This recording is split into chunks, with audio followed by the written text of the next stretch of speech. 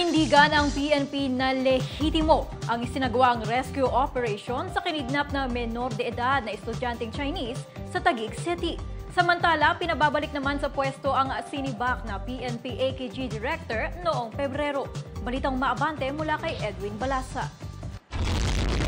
Nanindigan ng Philippine National Police na lehitimo ang ginawang pag-rescue nito sa 14 anyos na Chinese national na dinukot sa Taguig City nitong Pebrero.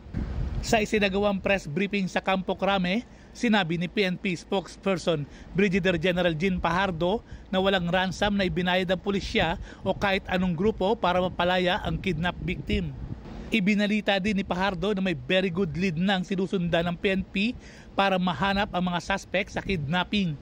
Hindi rin umano makakaapekto ang pagbawi ng relief order kay PNP Anti-Kidnapping Group Director Police Colonel Elmer Ragay kahit patuloy pa rin ang investigasyon sa kaso.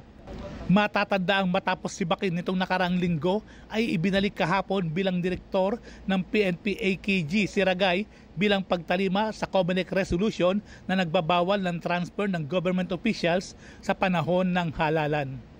Ako si Edwin Balasa ng Abante Radio. Ito ang balitang mabilis, mabangis, walang mintis.